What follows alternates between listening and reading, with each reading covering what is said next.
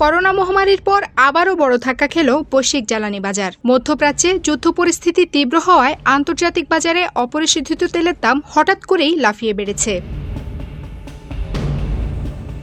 সবশেষ তথ্য অনুযায়ী আন্তর্জাতিক বাজারে ব্রেন্ট ক্রুড তেলের দাম প্রায় $119 পর্যন্ত উঠে গেছে, যা 2022 সালের পর সর্বোচ্চ।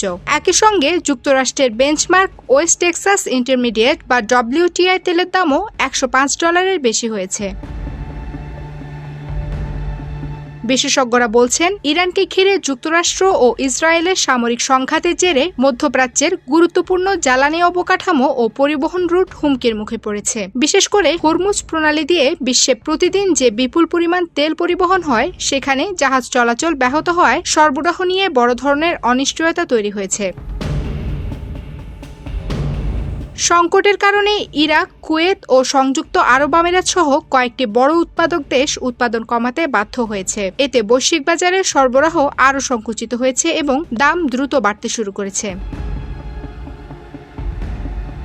জ্বালানি বিশ্লেষকদের মতে, পরিস্থিতি দীর্ঘায়িত হলে আন্তর্জাতিক বাজারে তেলের দাম আরও বাড়তে পারে। এমনকি সংঘাত চলতে থাকলে ব্যারেল প্রতি দাম $150 থেকে $200 পর্যন্ত পৌঁছাতে পারে বলে সতর্ক করছেন তারা।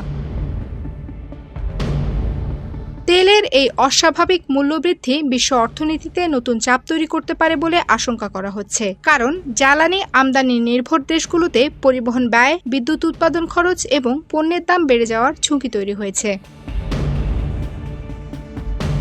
বিশেষজ্ঞরা বলছেন, যুদ্ধ পরিস্থিতি দ্রুত নিয়ন্ত্রণে না এলে বৈশ্বিক জ্বালানি বাজারে দীর্ঘস্থায়ী অস্থিরতা দেখা দিতে পারে, যার প্রভাব পড়বে উন্নয়নশীল অর্থনীতির দেশগুলোর উপরও। Campus Times desk.